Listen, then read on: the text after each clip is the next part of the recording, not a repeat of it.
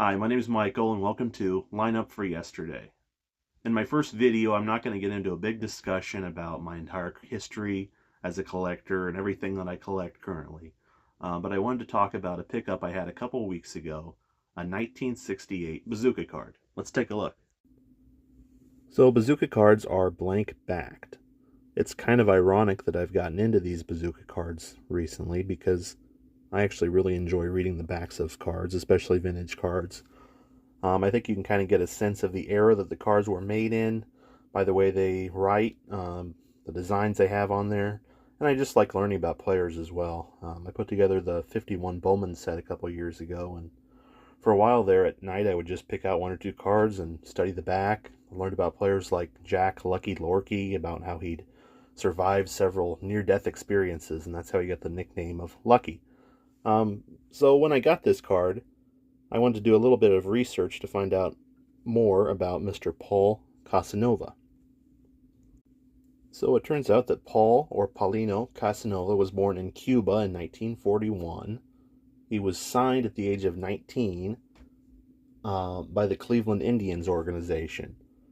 He had kind of a whirlwind experience before he actually debuted with the Senators at the age of 23. He spent time in the Indians organization. He spent time with the Cubs organization. He was with the Indianapolis Clowns in the later days of the Negro Leagues.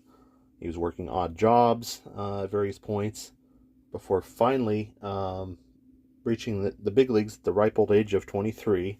So still pretty young. Got into 5 games in 65.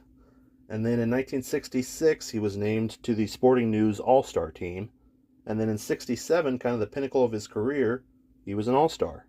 Paul only hit 9 home runs that year with a .612 OPS, but that was evidently good enough to make the American League All-Star team. So in 1968, the next year, or the year this card was released, his average dipped below 200, below the Mendoza line, and was sent down to the minor leagues late in the year.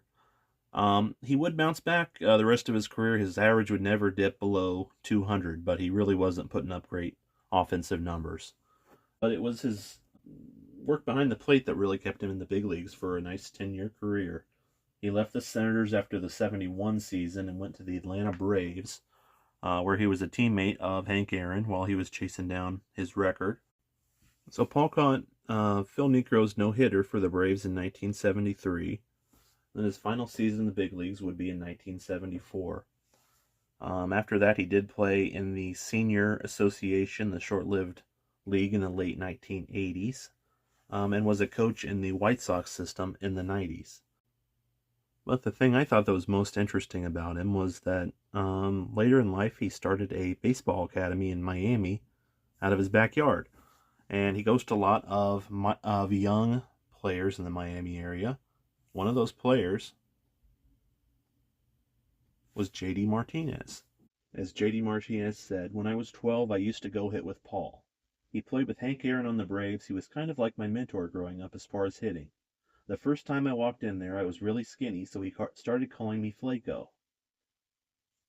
He made me fall in love with baseball. He was the one who taught me everything in baseball, him and Jackie Hernandez, who used to play for the Pirates. Paul was very special to me." So I guess when J.D. Martinez hit his first big league home run, he gave that ball to Paul Casanova. So I guess the next time you see J.D. Martinez hit a home run, think of that light-hitting catcher from the Washington Senators and one-time All-Star. Thanks for watching. He's been red hot. He's one of the best hitters in the game. J.D. Martinez will touch them all and tie the ball game. Flaco, which is what Paul Casanova, who was my mentor growing up, he kind of gave me that nickname. It is out of here. Home run, J.D. Martinez.